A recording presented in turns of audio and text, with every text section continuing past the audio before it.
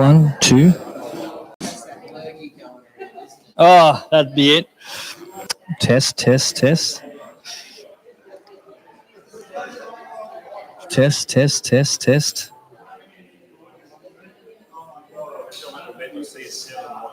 1, 2. 2, 2, 2, 2, 1, 2, 3, 4. Test, test, test.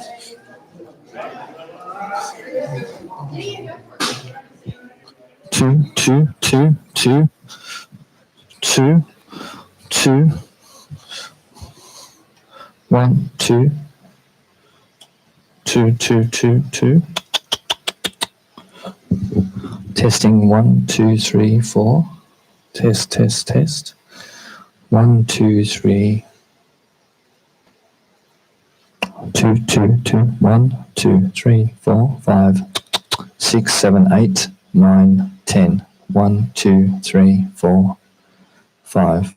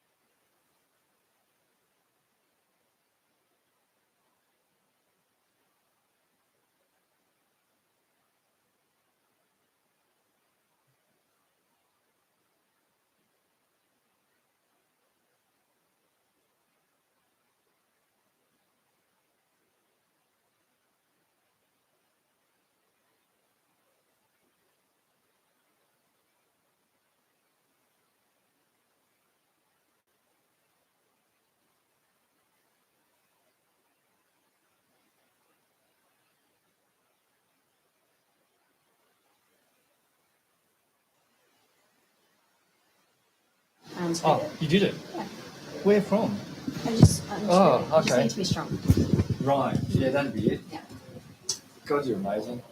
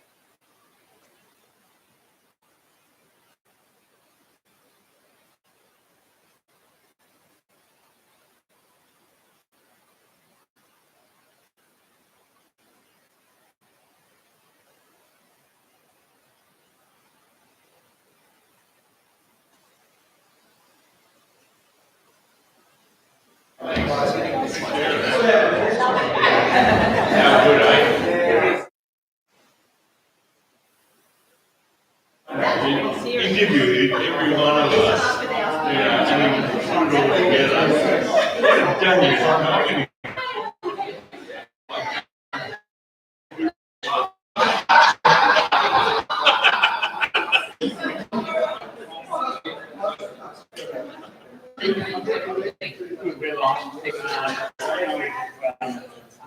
asking about putting the video. But you put it on YouTube. Have you saved it? Give me polite questions. Give me polite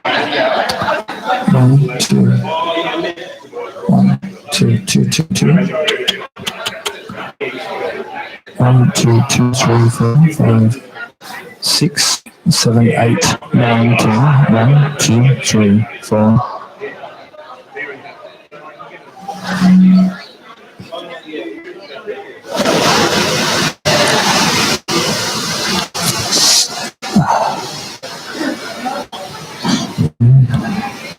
One, two, three, four, five, 6, 7, 8. 1, 2, 3, 4, 5, 6, 7, 8.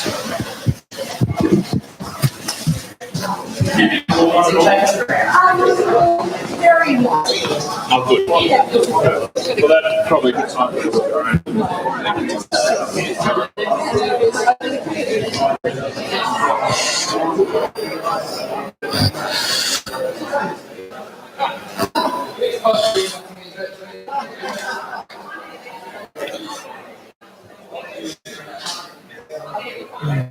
Sorry. 1, 1, 1, 2, 2, 2. That's better. 2, 2, 3, 4, 5. Nicer. Nice. Ah, too big there. 1, 2, 3, 4, 5. I think I might be best to be in here. Okay, it's really simple.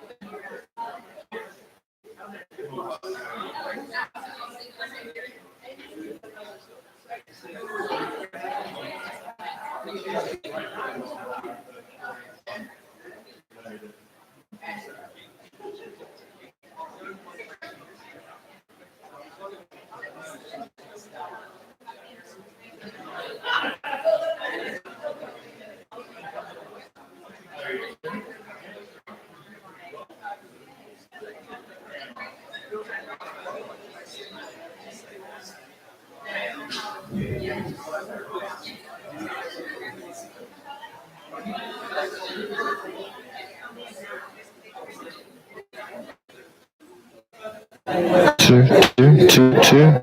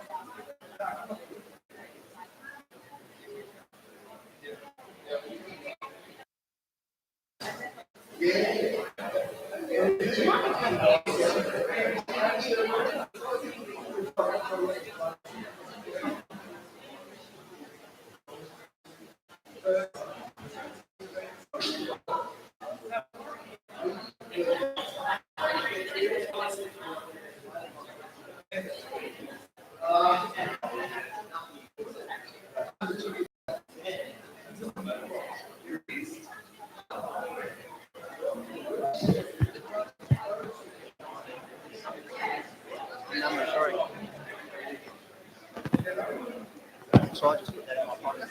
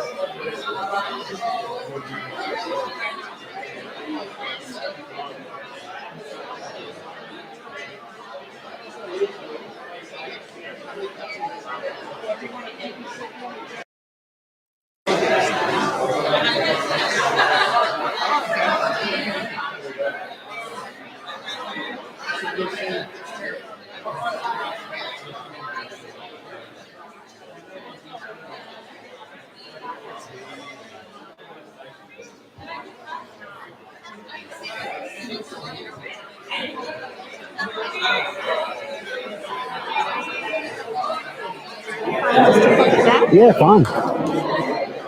Give it to my phone off rather than You can, yeah, that's probably a good idea. airplane mode, maybe. I'm just going to stream this behind you. Okay. Is that comfortable? Yep, fine. Thank you. Ah, right. Testing. 1, 2, 1, 2. 1, Sue. Just check it's not on me. 1, 2.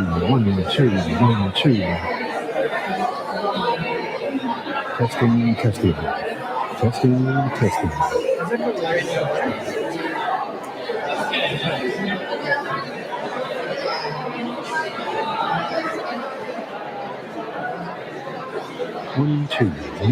2. 2, 2. 1, 2. Testing. 1,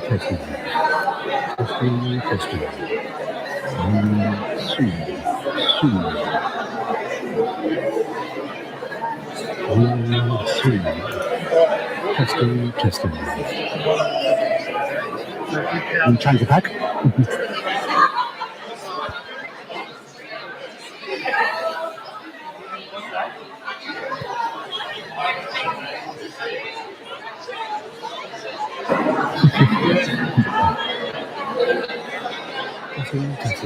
Testing. 1, 2. Testing. Everything works. Thank you. All right. Sorry, guys.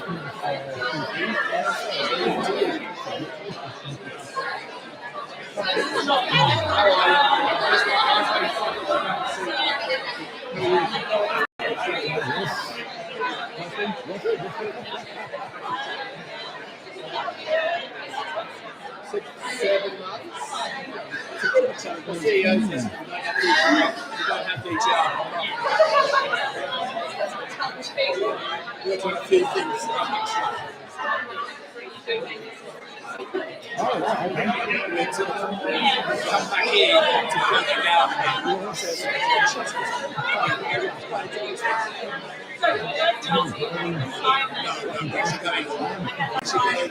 we were spending too much money, learning too much. We've gone from 17 months to 14 months. It's really tough. To get your name on the actual tax it is lobby and government.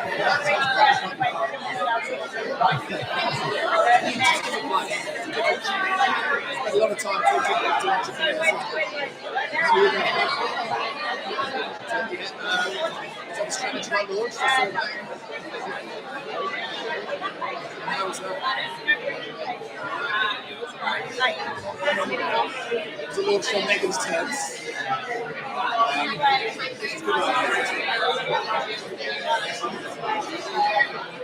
This is good.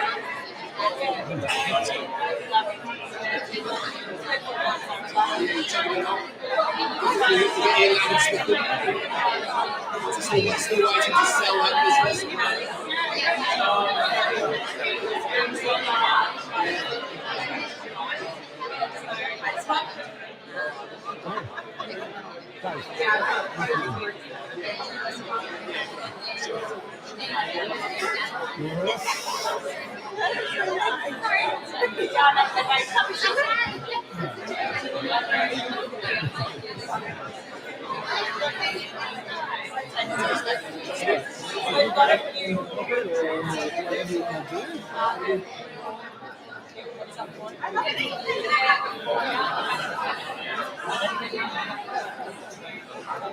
I'm okay if I put my bottle of water handy. If it's I know his glass is much more good. So just put it on here. I've got that. Yeah, okay.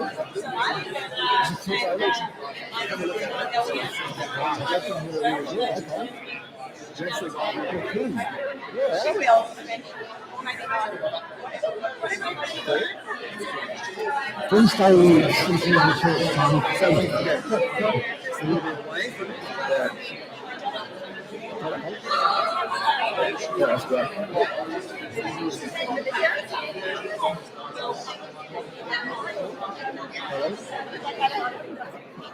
Hello? 1, 2, 3, 4, 5, 6, 7, 8, 9, 10. Thank you. I'm going to sit down with this thing. Sorry. Yeah, 100%. What do you Beyonce move? I'm sorry, I just want to do. Thanks. Yeah. You're doing the panel with us, mate. Yeah, I'll do the panel with you guys. What are we going to talk about? There's plenty we could talk about. In our lives. I'm not sure what I know. The best thing that happened to me this weekend was getting my sister out Yeah. walking. I had a notepad as well. Was it? There you go. That was my highlight this weekend. Yeah, 40 kilos. And then 700. Oh, what is this? That's my bag. Yeah. Okay. Can you actually? Oh, yeah. Yeah, that's I can't get through that, Tom. It's just behind this lady here. Ah, cool. Thanks. I haven't. Probably We've got a.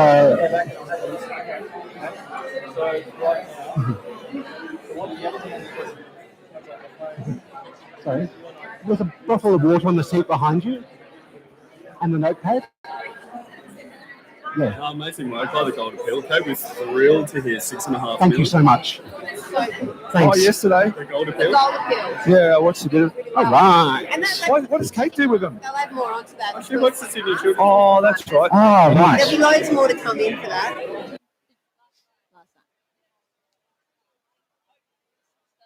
Okay. And how did that enjoy? No.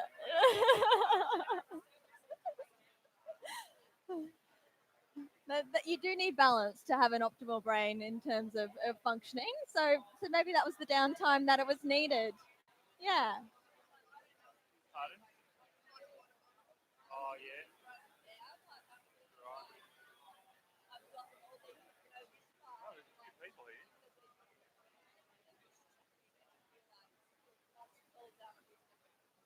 Crash. Yeah. Hibernate for a little while. Yeah. Yeah.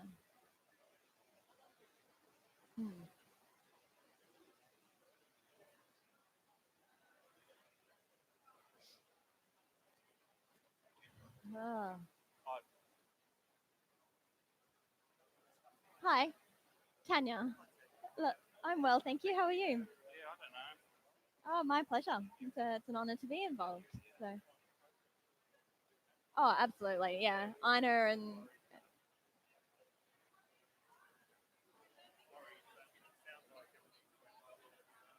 Yeah, and an incredibly gentle process. So. Yeah. Yeah, good. Nervous. Nervous. But no, it should be good. Yeah. No, it should be. Should be good. Sponsored by RM today, mate. Oh, that's Got all excellent. the flash gear. Is that? No, it's okay. Yeah. Oh, it's brilliant the way that technology can connect us. Mate, that was a cracker, Um, Totally unexpected. oh, okay. You can't imagine going and doing something like that, this age in your And life. you've got mechanisms to track that. Yeah. Oh, that's exciting. Yeah, you'll be able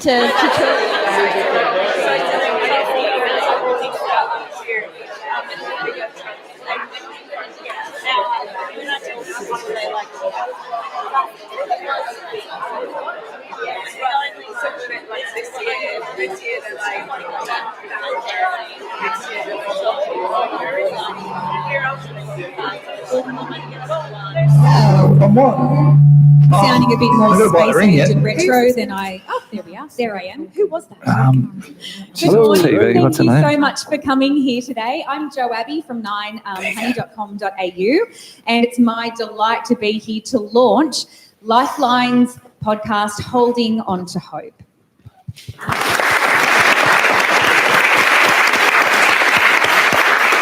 We're also live streaming today's launch, so hello to everyone from around the world and the country who's watching this live stream right now. You can share it on your socials if you think anyone would enjoy listening to this and introducing them to the podcast. It's lifeline.org.au/live stream. What better place to launch a podcast than in this space? It's designed to help save lives by bringing conversations about suicide out of the shadows. The Ethics Centre, what a beautiful space, what an extraordinary location. I'm so glad to be here today. It's a place where all those difficult conversations happen to achieve the best possible outcomes for everyone.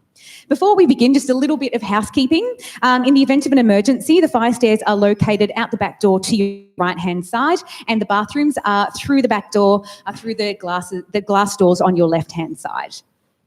I'd like to begin today's proceedings by inviting Yvonne Weldon to welcome us to country. Good morning, ladies and gentlemen, sisters and brothers.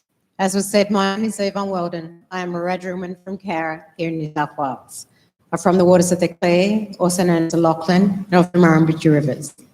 I'm the elected chairperson of the Metropolitan Lake Aboriginal Land Council, who are the cultural authority under the Aboriginal Land Rights Act for the land we're meeting on. I would like to pay my respects to all elders past and present, and to all First Nations and non-First Nations people here today.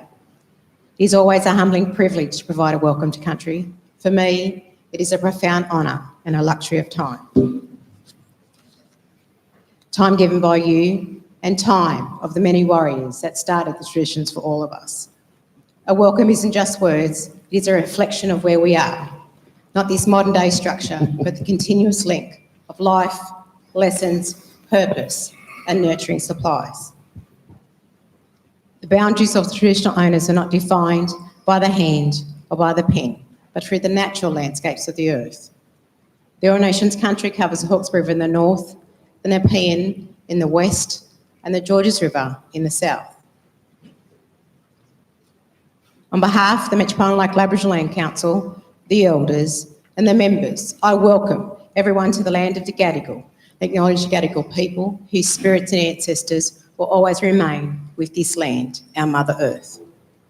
Across this beautiful continent of ours, there are hundreds of nations, tribes, and clans which have existed here for over 60,000 years. Our songlines are embedded into our DNA from the land and the waterways. The land and the waterways are our life. Without it, our health, our languages, our animals, cultures, ecosystems, our people, and our nations will be diminished. We don't exist in isolation of the land, spirit, and body. We are one. We have all been affected by many things in our life that we don't understand, and we haven't yet got the answers to our questions. And to pay homage, could you all please pause for a moment to remember the many sacrifices that have been made along the way, the ones we will continue to make, and the ones we shouldn't have to. Please reflect about those that we have lost, the ones we continue to help, and so many that don't yet realise they may need your support. Also you that give so much of yourselves at your own expense. Let's spare a thought for the families, the friends and the communities, and what we should do as a community of people gathered here today. As you connect, learn and share today, tomorrow and beyond, know that everyone's social and emotional well-being is more important than the material things in this world. Remember asking the simple questions of, are you all right? How are you? And can I help? Is an important step for you and the person you are asking. If you don't ask, you may never realise the meaning of what it is to receive the answer. No matter what walks of life we come from, all of us need to support each other, bringing our hidden heartaches to share and bringing us all strength together. The road travelled alone is the longest, hardest road there is. Don't do it on your own. I will join you and you can join me. All of us together can bring about a positive change and hope to each other, now and into the future. To make that future possible, let us all draw upon my people's spirits as we continue on our journey. May my people's spirits walk with you and guide you as we strive forward for us all. Again, on behalf of the Metropolitan Local Aboriginal Land Council, welcome to Gadigal land. Always was, always will be Aboriginal land. Thank you and have a wonderful day.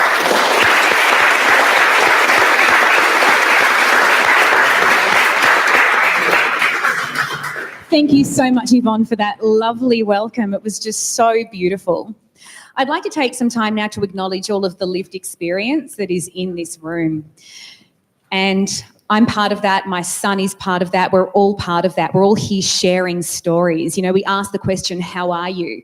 And part of the healing and the sharing of our lived experience is answering those questions as honestly as we can.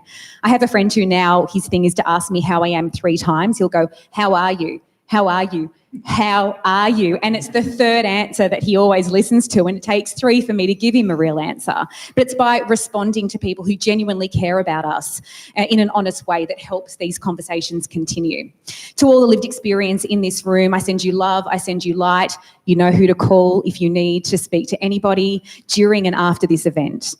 And that's also why social media is so important. When we share things like this on social media, we never know who's going to see it in that moment in time when they need it, or maybe they know somebody who needs Lifeline in that moment in time. So if you get a chance today, if you take any photos or share any links on your socials, please use the hashtag holding on to hope and tag Lifeline AUS. That would be absolutely perfect. Now, I'm quite happy now to introduce our keynote speaker today, returning the favour. He's done it for me a couple of times. John Brogden and his wife Lucy have become very important to me. I don't think you realise how important you have become to me, but he's important to so many people through all of his incredible work. John is the chairman of Lifeline Australia. He's served voluntarily for Lifeline for over 9 years.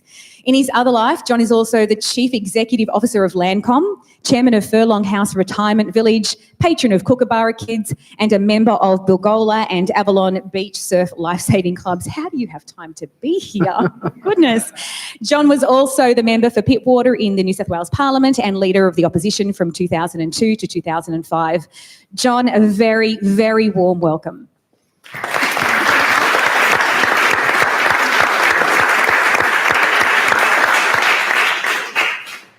Joe, thank you very much for that, Joe. Is Yvonne still here? Yvonne? You're meant to give a welcome to country. You can't steal the show. I thought we could have finished when you spoke. It was beautiful. Thank you very much. Like many of us, we attend events where we're welcomed, and I have to say that was the most significant welcome I've ever received. So thank you again very much for that. Thank you, Joe. Joe's become a friend of mine and of Lucy's and of Lifeline in recent years. She lives a wonderful life, does enormously great work, but as she said, has a son who is very unwell regularly, and she keeps smiling. I don't know how you do it, but we're always with you through those difficult times. Amongst our very special guests, I do want to acknowledge one of my colleagues on the Lifeline Australia board, Reverend Jeff. Thank you for coming. And our not so new as he used to be CEO, Colin. Thank you for being here, Colin Seary. Colin you know, when you hire a new person, they get a 3-month trial period. I think he's trying us out. We're not trying him out. So, Colin, it's great to have you. And a very special welcome to all of you who are here today in this wonderful building. I've lived and worked in Sydney my entire life. I didn't know this building existed, so it's wonderful to see it being used for these wonderful purposes, and we thank the Ethics Centre for hosting us today. It's my pleasure to launch the Holding On to Hope podcast series for Lifeline Australia today. I know the importance and power in telling these stories. For over 10 years now, and through my connection with Lifeline, I've been sharing my own story. In that time, I've had countless people stop me in the street or at Lifeline events. It's a deep privilege to hear that my story of survival helped them give hope. I'd also say, on a personal note, that I find that story in one sense easier to tell, but I'm never absented from the physical and the mental challenge in giving that story and in telling that story. I walk away pleased to have had the opportunity to share, but also quite exhausted from having to do it. Strangely, physically exhausted as much as emotionally exhausted. Now, research has shown that through sharing stories of lived experience, we can best demonstrate that for most, not for all, but for most, time passes and pain ends. This is why we needed to do this series. These stories powerfully demonstrate that there are alternatives to suicide. Tragically, in Australia, in the last reporting period of 2017 to 18, the ABS figures show that there were 3,128 suicides.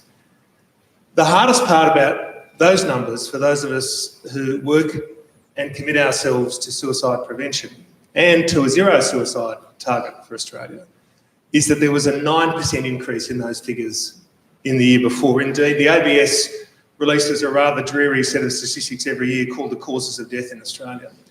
And with the exception of lifestyle diseases like diabetes that are going up, every other death is going down. Every other cause of death is going down except suicide and lifestyle diseases.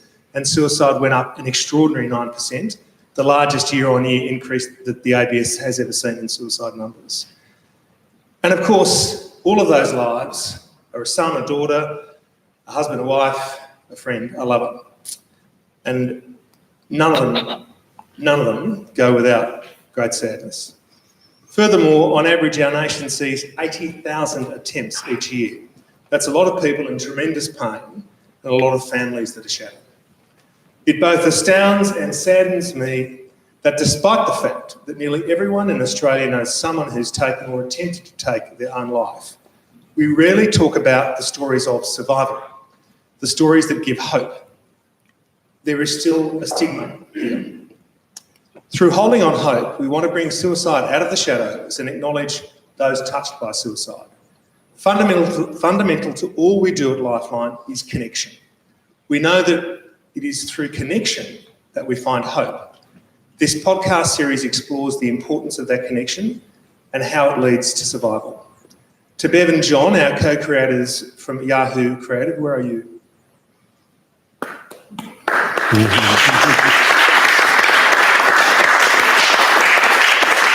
I'm going to take a punt that you're Bev and he's John. Yeah. And John's behind the camera working. So thank you very much for all of your belief in this project and the power that you put into it. What I love about this series is that the stories are told by those who took the journey and lead their listeners along the journey to hope. You have honoured the stories of those involved beautifully. You've ensured that every episode is a demonstration of how the world is a better place with them in it. To our participants, those of you with us today and those watching online, thank you. Your determination to ensure no person feels they have to face their darkest moment alone is truly admirable. It cannot have been easy for you and those who journeyed with you to revisit these dark times.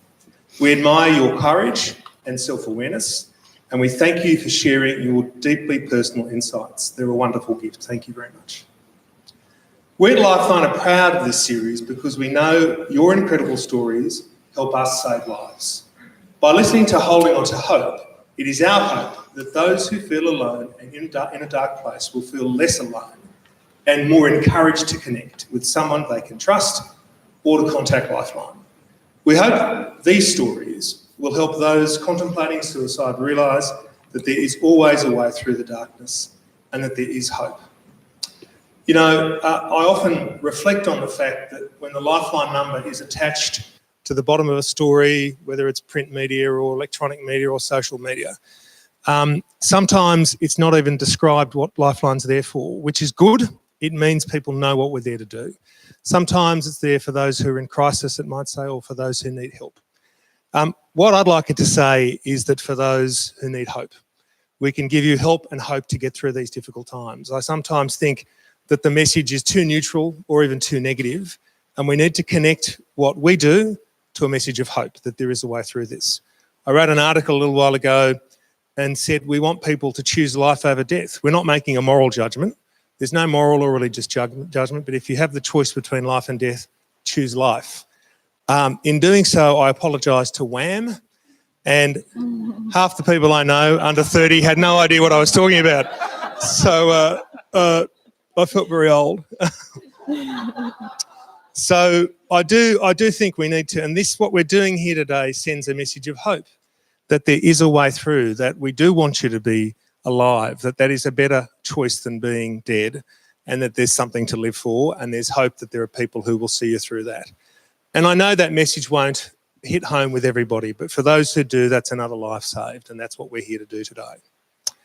To Dish, Fran, Barbara, Cherie, Christine, Ali and Megan, or Megan, maybe everyone's called Megan now after what's her name, and the other supporters discussed but not named, they're all an inspiration. They emphasise the importance of looking out for each other and encourage listeners to recognise the inbuilt capacity we all have to support those around us. I thank you all for sharing so openly and urge all Australians to listen to Holding On to Hope. You'll be able to find Holding On to Hope at lifeline.org.au/podcast or wherever you get your favourite podcasts. Please tell your friends and your social networks. Leave a review and subscribe. There are already new episodes in the pipeline. I hope that you, as I have, gain much from listening to these podcasts. Thank you.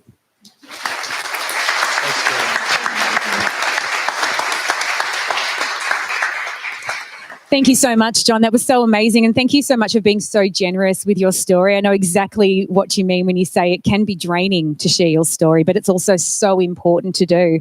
And I love hearing about the message of hope as well. I think of the things I say to my son. He's had a terrible couple of weeks. Hope is so subjective. You know, what gives one person hope doesn't give the next person. My son wants to be, oh gosh, he'll kill me if I get it wrong, an astrophysicist, I think, and he wants to colonize Mars. So when he's not well, I'm like, you can't do anything because you'll never get to colonize Mars. And I see a little spark in his eyes. Like he doesn't know whether to laugh or what. But I'm pretty sure I'm saying the right thing to him at the moment. So that message of hope is what we're here to share today.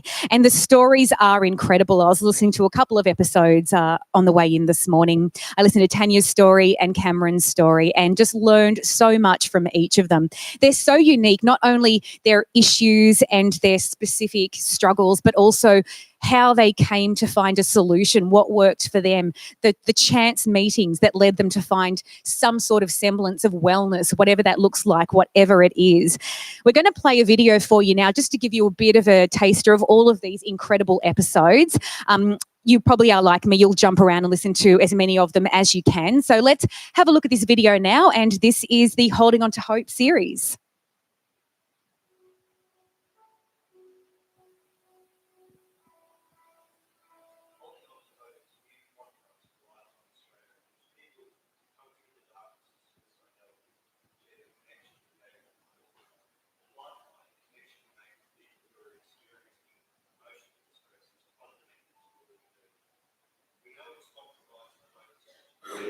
But we also understand that reaching out for help is not as easy as it sounds.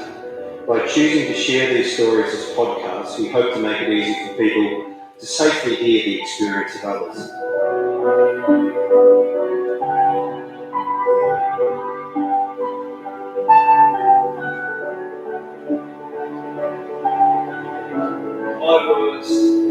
high-level ultra endurance athlete around the world, had done race after race, year after year.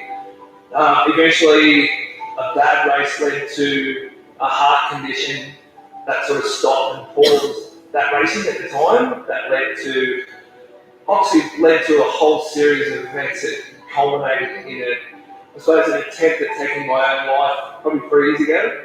I lost both parents within the space of probably under 6 months. I had a marriage that was falling apart, all sorts of stress going on around me, and looked at the only solution was to finish it.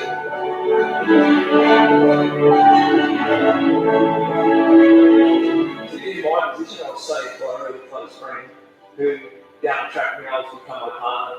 And I link that blessing to me every day.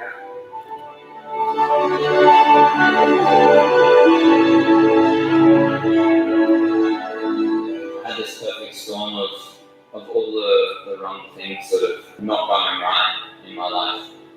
You know, it all sort of came to a head and became too much one day, and I had that small window where everything aligns and your brain tells you that's the right thing to do. I was just sitting there contemplating everything, and I was lucky that when I picked up the phone that day to call my best friend, that he answered.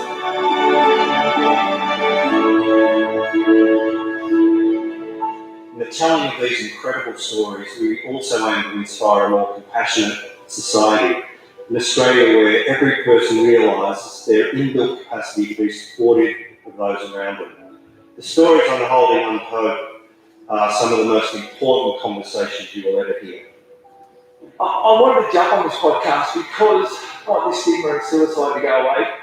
I hope everyone listens to it. No two stories that are ever going to be the same. And I think at the end of the day, we need to realise that there are better options.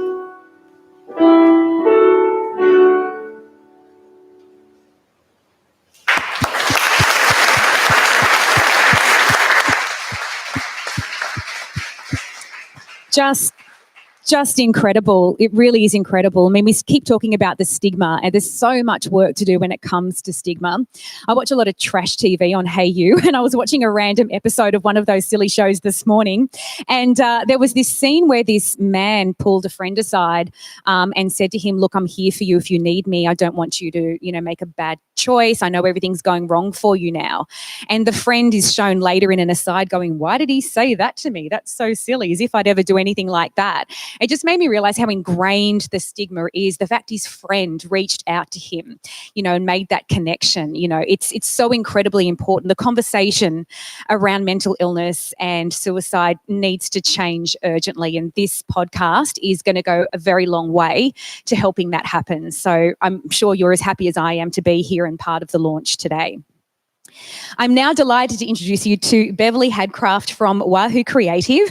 She and John Worrell, they co-created this series with Lifeline Australia. And for anyone who's listened to any of the episodes, it is extraordinarily produced. It is so wonderful to hear these stories told so honestly, so safely and responsibly, and they're just beautiful stories and beautiful sharing.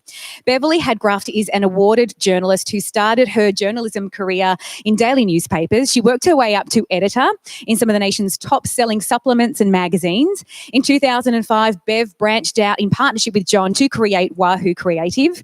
And throughout the creation of the Holding On to Hope podcast, the most important focus for Lifeline has been on the safety of those who choose to share their story and their families. There's been a lot of responsibility in the creation of this podcast.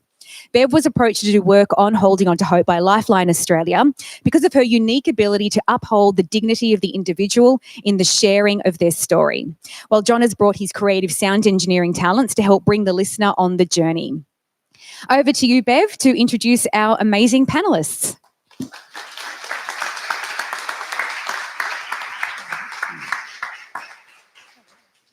We're going to put everybody on stage. Up you go. Amazing panellists. Where's Pete? Where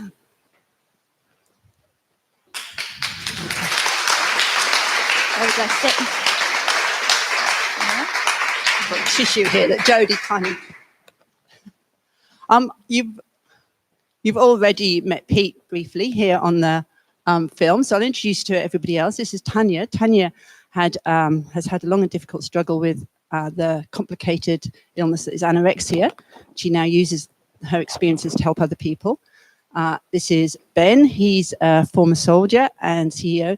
He spent many years trying to get his PTSD diagnosed after seeing service in East Timor. This is Brendan, who has come from Broken Hill. He's a farmer, and he talks about his struggles with rural isolation and all the other issues that farmers face, especially at the moment when we're dealing with drought. And this is Dave, who's come from Melbourne, and he has spent many years dealing with chronic pain and depression. So I'm going to start. Pete, I know you're quite keen to answer this question. You've already gone over your story a little bit and introduced us to yourself.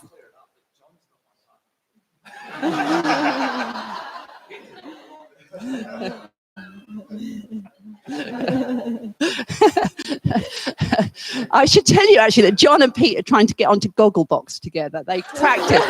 They practice. That's one of the ways they cheer one another up. So Pete, it must have been difficult to share this. I know it was difficult to share this story because it was. I think we all cried quite a lot in the recording. So what motivated you to do it? What motivated you to be involved with this podcast series? I think it's I think all five of us are unique stories. If someone from sport sees my story, reaches out, then that makes a massive difference. I think, to compare my story to these guys is, I look at it and go, it's not like, I can run, I can swim, I can ride a bike, but I suppose surviving what other people survive, it's very minute what what I can put myself through. Whereas these guys are, it's a livelihood and survival of, I suppose, what's the word? These guys rely on their livelihood. Mine's, relying on a pair of shoes and a cap and goggles and a bike. I just think, I think if my story saves those people that are obviously sport orientated, and we've seen a lot of sports, it's such a tragic issue now in sport. Like you can go from the top of the top to, having to sit back and live a normal life, which people struggle with. And I did, I went from, without being arrogant, races around the world that you would not even think about, if you stay in person, to having to step back into reality, which a lot of people can't do. And I think that's, the crux of what can happen in this world. You're right. A lot of sports people we know do struggle terribly once they have to give up their sport. Yeah, 100%. So Dave, I know you've done some amazing work, and you not only now speak to those who are struggling themselves, but also to those who want to help those who are struggling and want to be of assistance to them in the professional sphere. So what do you think about the current reluctance to discuss mental health and suicide and the stigma around that? And how do you think that affects the safety of those like you who are in pain? Look, there's I guess there's still a really significant problem with stigma when it comes to presenting a barrier to help seeking. I was thinking back to a conversation I had with my uncle who passed away last week, and we discussed this for some time about the idea that thinking back to when I was 18 or 19, we didn't have the internet, we didn't have Google to sort of look up things and understand about mental illness and about suffering, or even where to go for help. I guess one of the benefits of the internet is that information is really widely available. So I was trying to say, look, stigma is a lot better. He said, no, it's just not as bad. Just trying to say that there's a difference between being okay and being not as bad as it was. And I think it's not as bad as it was. But what do we know about stigma? It stops people from asking for help. People are ashamed. People feel they're alone. People feel like no one will understand me.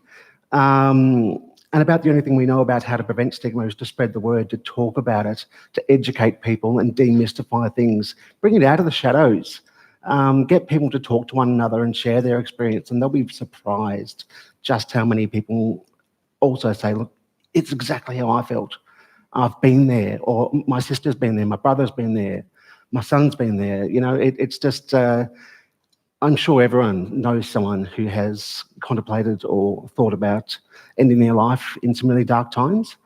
But the more we talk about it, the more we bring it out of the shadows and talk to one another, the more I think the stigma will go away. I think what was interesting with you as well is that you did that in quite innocuous ways, like with your film club, and that, so it's totally non-threatening. People could come along and talk if they wanted, but just be with other people. Do you think those sorts of things are important? Absolutely, that sense of connection to other people. I mean, I think talking about the internet, I guess I think about social media. It's such a wonderful tool and platform as part of someone's life. But for those who are already isolated or from excluded communities, it's almost like it's a substitute for connection. It makes you feel like you've got connection without actually having connection. So in some ways, for people who are in isolated situations for whatever reason, I think it gives you this illusion that you're connected to people when you're not. So having someone that you can reach out to and talk when times are hard, or even just when times are good and you just need a catch-up, is a vital part of staying alive and feeling like you've got something to live for. Ben, your story is again quite extraordinary. You've had a lot of amazing things that have happened to you that have helped you get back into life, ranging from being at Invictus, which was huge, but also, just being ordinary and accepting that you could be ordinary, which is a difficult thing for somebody like you, I'm sure. But how generally do you think the Holding On to Hope podcasts will help people? And I'm thinking not only those who are struggling, but those who are attempting to help people who are struggling, and maybe those who are just, starting to slide down that dark path. Look, this podcast series has been possibly the most important and impactful collaboration I've done in my life. Sitting here with these guys after hearing their stories makes me feel connected like brothers and sisters the rest of my life. And it's these stories which reach deep into your soul in a way that, like humans have done for centuries, sitting around a fire, side by side in the darkness, sharing each other's stories. This podcast is like that flame where we sit with people in the darkness. We share our experiences and say, life can be tough, but it's a team sport. We're in this together. We help each other through it. And, there are people around that have been there some way, different positions along the path. Reach out, because life can be wonderful. This is, like John was saying, less about, to me, talking about impact of suicide, and more a celebration of life. Because once you get through that darkness, there's so much to live for. Brendan, would you add anything to that? I know that you've been really... Is it working? Is it working? This doesn't work in my pocket, and this doesn't work. It's all right. Absolutely, I'd agree with it. Look, I think once you push through that dark space, which you actually don't know it's coming upon you. This is the problem with what we're living through at the moment. You get to a point of no return. But that point can take 10 years to get to. So once you get to that point, and then you take that first step and realise that you're in a situation where you're in a bit of strife, or someone notices it, and you take that first step, and I always talk about this first step, you take that first step to get help. That instant decision that you make to get that first step, to make that first step, is automatic relief. Because you've taken the burden off your shoulder, regardless of the information that you get back in the by clinical experts, you're already on the right track to recovery. Because you've been overburdened with an enormous amount of information which you cannot get rid of in your head. So once you've done that, you're on the way to recovery. The most important things in this podcast is, well, two things for me, is I'm able to share it to people that I think may need it, or just share it in general. And secondly, live through other people's hardships and just see what they've been through. And to recognise that there's a hell of a lot of us out there in the same boat. Enormous amount. Can't be understated. So yeah, absolutely, podcast is huge. And Tony, do you have any advice in particular for listeners or would-be listeners of these podcasts? How would you, who do you think would benefit from them, and how would you advise them to approach listening to it? Because there is such a lot of accumulated wisdom from all of you. I was talking to someone earlier, and I said it's sort of like you could go to a psychologist and they'll teach you how to swim, but listening to these podcasts and your accumulated wisdom, it's like you're taught how to cope with big surf and how to not panic when you're in a rip, and also how to admit when you're struggling as well. So what would you say to those who are listening, and how would you advise people to get on board and listen? I think the podcasts are for anyone, for everyone, for those who are experiencing hardship in their life, illness in their life, despair in their life, to find a way to reach out and a safe way to reach out. That's a way in which you can listen to the vulnerability and the courage of another so that you can inspire and understand that you have that vulnerability and that courage within yourself.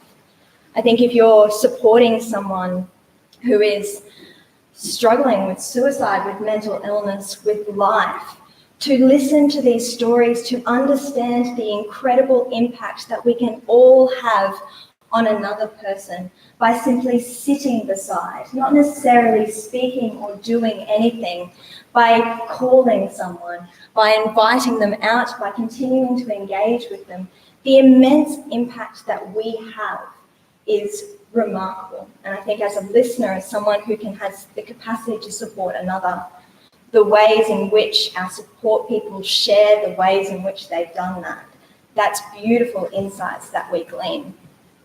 I would encourage people to listen with someone, that these podcasts, through their vulnerability, through the way in which we talk each about our connections, they're to inspire and be an impetus for connection. And if you can listen with someone beside you, not only are you protecting your safety if you are feeling vulnerable and unsafe, but you're providing then something in which to start a connection about. I think I know that sometimes when I'm sitting in dark spaces, when I'm hearing others' dark spaces, that not only does that sometimes pull me a little bit further into darkness, but then eventually pull me out. That I know that if that's too much for my heart and too much for my head, that I need to go to my hands and to my senses to keep me safe. And I would offer that these stories, that if you're listening to these stories, don't just listen for the darkness. Listen for the light and the hope, the courage, the incredible, remarkable humans that are inspired from this darkness, that evolved from this darkness, and listen for that. Because I think that is what is the most pertinent information that emerges. It's not where we've sat and where we've struggled, but how we've moved from there, that we can help to pull each other from there too. I think you're very right there. There's one of the common themes in all these podcasts is how much kindness is shown by many of these people, the interviewees' friends and supporters. And I think if nothing else, people will walk away from listening to them, and it's a reminder that you can never be too kind. And in fact, one of the interviewees actually finishes his podcast. He's had the most awful journey, and he finishes by saying the thing that keeps him going is that there's always going to be an act of kindness around the corner. And I think you can never underestimate how that might affect people, just to go out of your way to be a little bit kind. Pete, did you want to say anything else about how you think, if any advice you'd give to listeners of these podcasts? No, I'm just concerned you've got 4 motivational speakers and good old me sitting down here like... But they're never going to be on Gogglebox. Don't worry. I don't know, how are you trying to, what would you... So would you have any advice for listeners? You had 2 particularly amazing supporters, you know. Oh, yeah, 100%. You couldn't speak about either of them in that podcast without becoming undone. No, that's right. And, you know, do we all need more people like John and Jess in our lives? John, concerned. Jess, yes. Oh. But I I think the thing that comes out of it is there's always a positive. I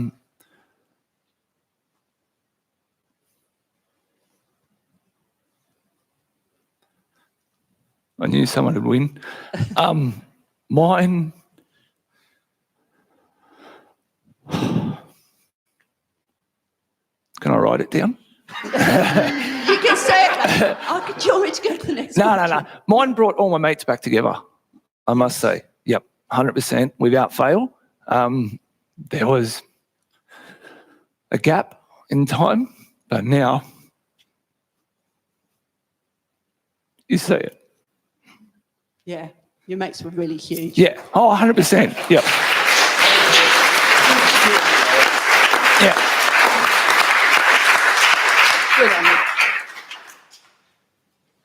So I just want, several of you have had personal experiences with Lifeline in particular. And so can you tell us a little bit about that experience and how it helped you? Yeah, well, for me, I reached a point in my life where I didn't know where to turn. Standing literally at a crossroads in town and completed a questionnaire on the Beyond Blue website that showed that I was off the scale. Didn't really know what to do with that. It was a Sunday, couldn't get in touch with my GP. I just followed the bouncing ball down to call 13, 11, 14 on the bottom. I thought, oh, well, why would I call that? You know, nothing's wrong with me. And picked up the phone, my iPhone 2, whatever it was, dialed the number with my big chunky fingers, and lovely woman picked up. And I said, look, I don't really know why I'm calling.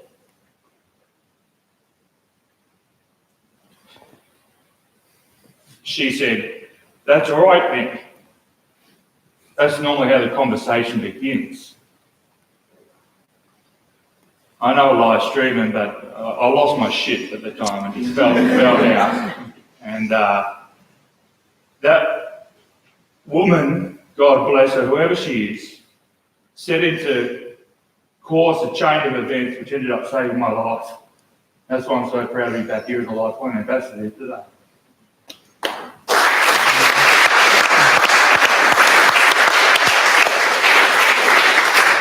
Tanya, did you want to say anything? Oh, my experience with Lifeline. I have been a frequent caller to Lifeline and have experienced chronic suicidality for a large portion of my life. And when I get into those places where my self-worth plummets to the floor, where I feel as though I'm a burden to everyone and it's too hard to reach out to those that are closest to me and dearest to me, then Lifeline has been that point of safety where I can reach out to essentially a compassionate stranger, where I make the connection that can provide the encouragement to do that in other areas of my life. And for me, there's the moments where I've just sobbed on the other end of the line and haven't been able to say a thing, but just had somebody say, it's okay, you don't have to say anything, I'm here and I'm listening. And sometimes just fetal position on the floor in that call is the time that I need to breathe, the time that I need to bring my emotions back into a place where I can then start to use the front of my brain and make some different decisions. The pause, sometimes the strategist. I don't know about everybody else, but talking about suicide is hard. And talking about suicide with those that I love is even harder because they go, oh God. And that's the time. I appreciate that that's the response, but that makes it hard to have those conversations. And when I can talk openly about what I'm thinking, what I'm feeling, why I want to make that decision, it brings it out from this dark and scary place where that's contained into a place where we can open it up, we can look at it, we can dig at it deeper, and actually see that what I'm wanting, that maybe the death that I'm wanting isn't what I want. Maybe it's something else that I'm wanting from this moment. And that's what the Lifeline, that's what the call, that's what that space that some beautiful, remarkable stranger provides. And that's an incredible gift that is provided by Lifeline. Dave?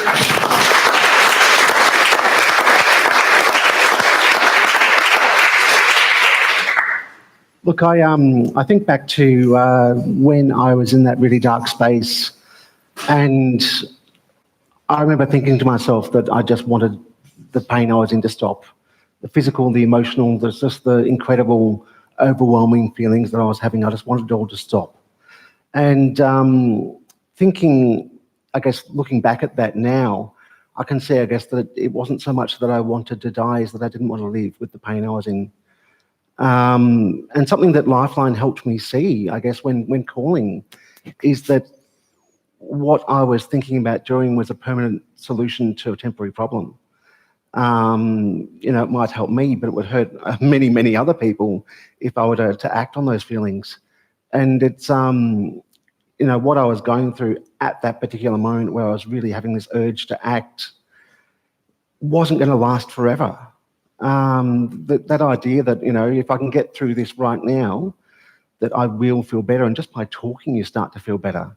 It's an incredible feeling when you're feeling so dark and so alone and so punished and squished by all this incredible feeling, to feel like you can actually reach out to someone and that burden starts to lift. As you said before, it's just by starting that conversation, you feel like that burden's starting to lift from you. It's incredible. Brendan, I know you've become an ambassador as well for Lifeline, and how have you found you're helping other people as well as helping yourself through Lifeline? Yeah, well, for a start, I love Lifeline. I think Lifeline is an amazing organisation. I remember the day when I just walked straight up. I was in Broken Hill and I was just suffering internally, and I walked straight up the steps into the Broken Hill Hospital because I didn't know whether I could go to anyone else. And then I walked out of there, and then I was able to tell my story because there was a relief. I fell into Lifeline a little bit by default because I did a talk, How's Your Mate campaign, which is run by the AFL in Broken Hill. And I was asked to come on as an ambassador. Through that process, I've met some of the most amazing, quirkiest people in my life. Me being one of them, believe me. And I love the office in Broken Hill, the Lifeline office. But what it did for me was it gave me the opportunity to give back to people. That's what it gave me, because the stigma that it's attached to mental health, suicide, is quite enormous. And I can't necessarily speak for what goes on in the city, but I know what goes on in the country. And it would be much the same, I would have thought. Rural is shocking for holding things close to your chest and boiling things over. Things just boil over and people take their life. If I can make a difference, and the people around me, these guys can make a difference, this type of thing will make a massive difference. I think Lifeline is an extraordinary organisation, and we should just pump it and give it as much money as it possibly can.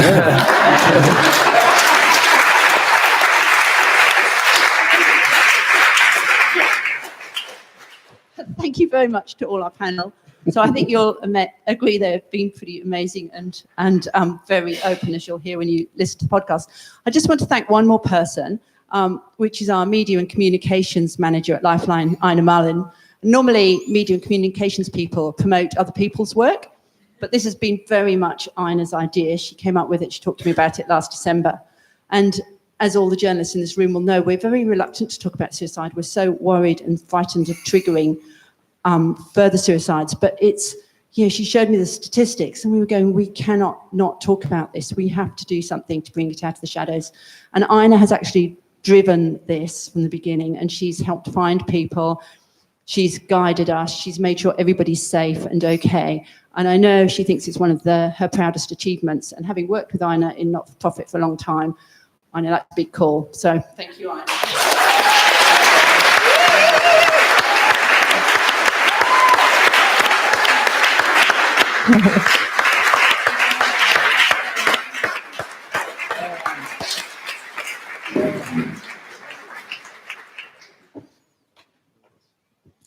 Thank you so much, Bev.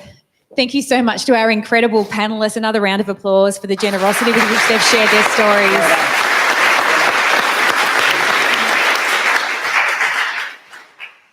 Colin, would you like to come up? We've got a little token of our appreciation, and don't dash off because our panellists are happy to chat to everyone here today. If you'd like to have a conversation, your work is not done. We have some sustenance for you as well. The importance of sharing stories is absolutely incredible, and I wish that every media organisation who includes Lifeline's number at the end of stories will give back and support the incredible work of this amazing organisation. Thank you so much, everybody. You guys are amazing.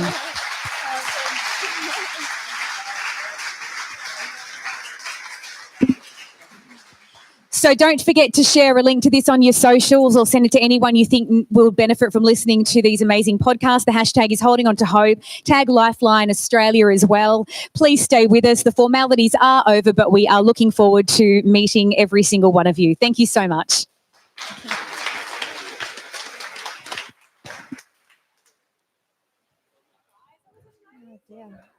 Hey, well done to you for doing this. Oh, it's so amazing.